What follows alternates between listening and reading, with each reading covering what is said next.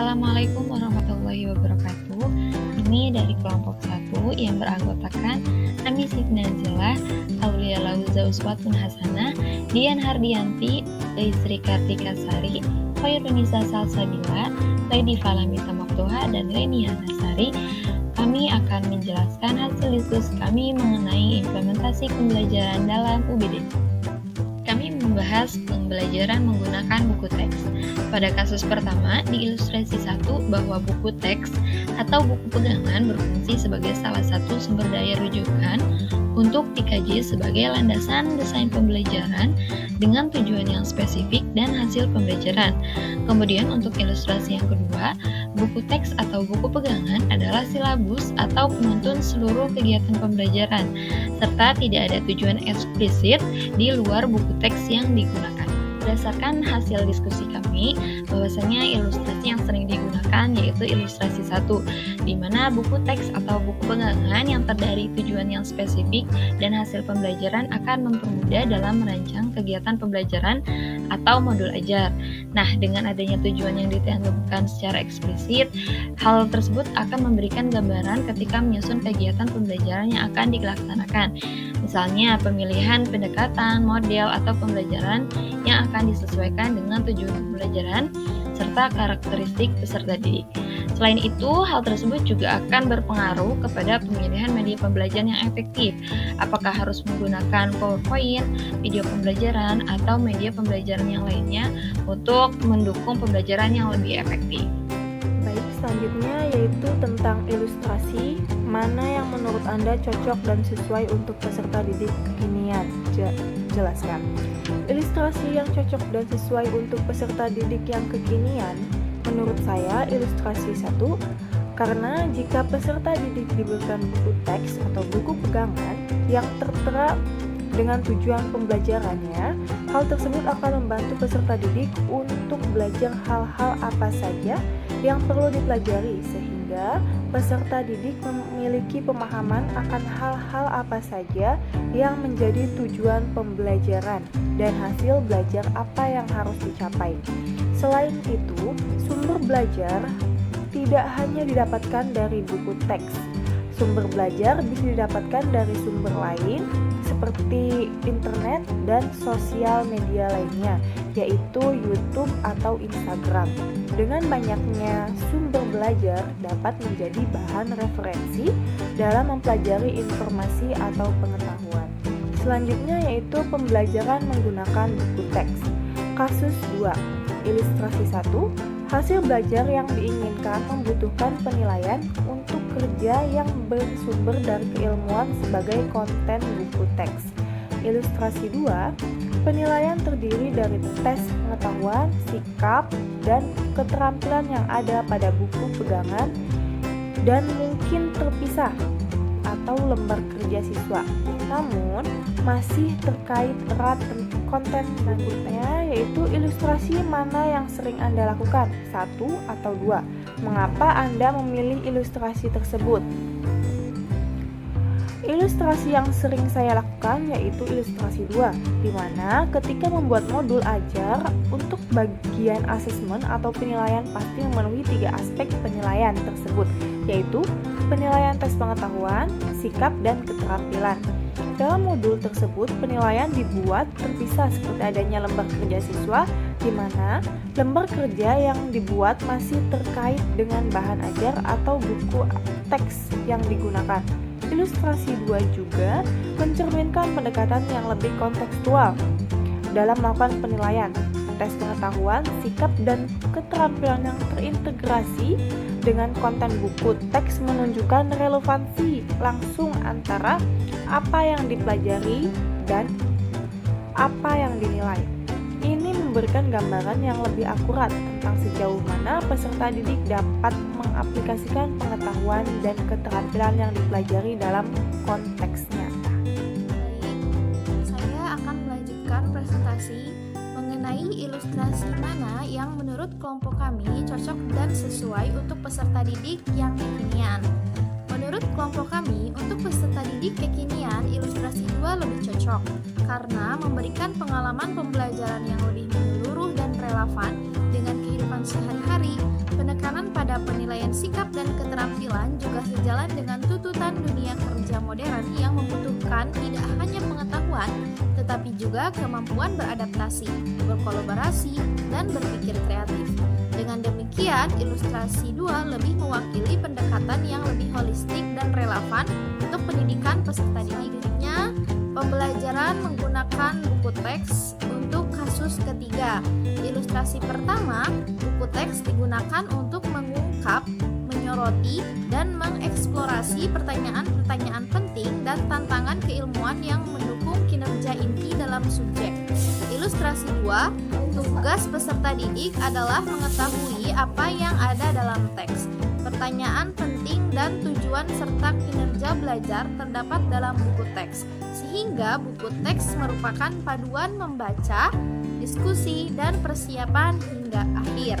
Untuk pertanyaan dan jawabannya akan dijelaskan oleh teman saya berikutnya. Oke, di sini saya akan menjawab mengenai kasus 3 berdasarkan ilustrasi yang telah dijelaskan sebelumnya.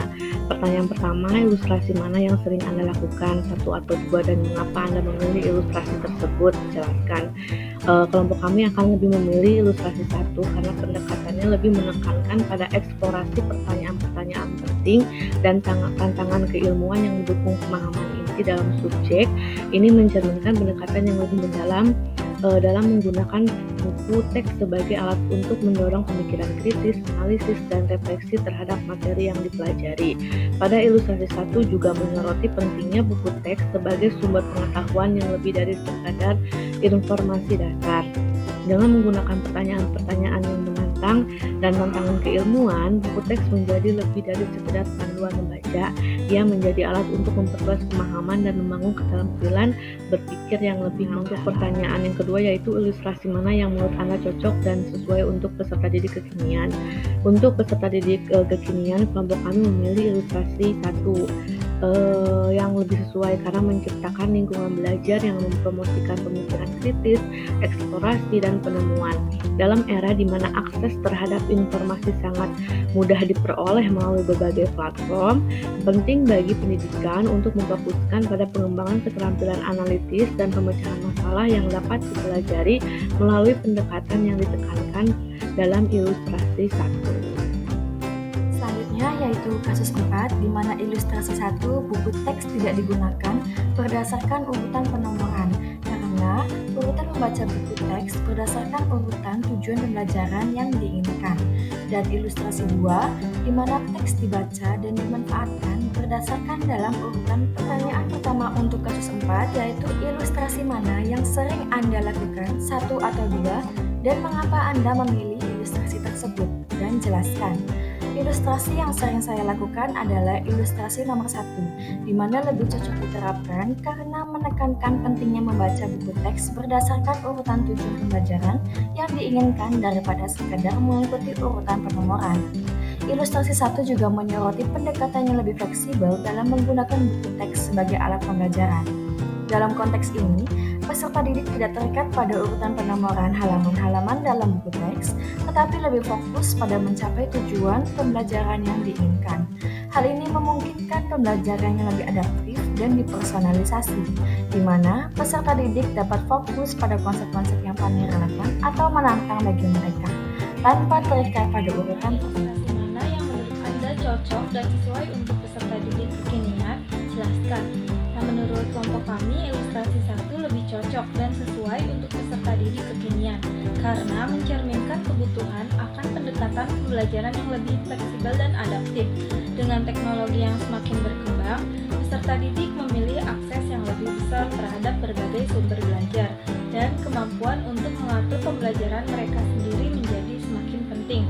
Dengan menempatkan penekanan pada tujuan pembelajaran daripada urutan penomoran, ilustrasi 1 memungkinkan peserta didik untuk lebih aktif dalam mengelola pembelajaran mereka sendiri sesuai dengan gaya belajar dan tingkat pemahaman mereka. Kasus 5, pada ilustrasi 1, buku teks ini adalah salah satu sumber daya dan rujukan di antara banyaknya sumber belajar. Buku Buku pegangan termasuk sebagian materi dan umumnya hanya digunakan untuk merangkum ide-ide penting dan sebagai landasan memecahkan masalah dan dukungan argumen penting. Selanjutnya, ilustrasi 2, buku teks, sumber primer, dan bahan sumber lainnya jarang digunakan. Misal, tidak menggunakan media massa, media sosial, dan lain-lain. Ringkasan dan konten buku teks diambil sebagai kegiatan untuk dipelajari, didalami, dieksplorasi, diuji, dan dikritik. Selanjutnya adalah ilustrasi yang sering saya lakukan adalah ilustrasi 1, karena masih banyak guru-guru yang menggunakan buku teks dalam belajar. Kemudian buku teks memang salah satu dari banyak sumber daya belajar yang tersedia dan seringkali digunakan sebagai referensi utama dalam pembelajaran. Ilustrasi 1 juga mengakui bahwa buku pegangan biasanya mencangkup berbagai materi yang dipelajari, sementara difokuskan pada ide-ide penting dan mendukung argumen. Pendekatan ini memungkinkan peserta didik untuk memperoleh pemahaman yang komprehensif tentang materi yang dipelajari, tanpa harus terjebak dalam detail yang mungkin tidak selalu relevan dan juga esensial.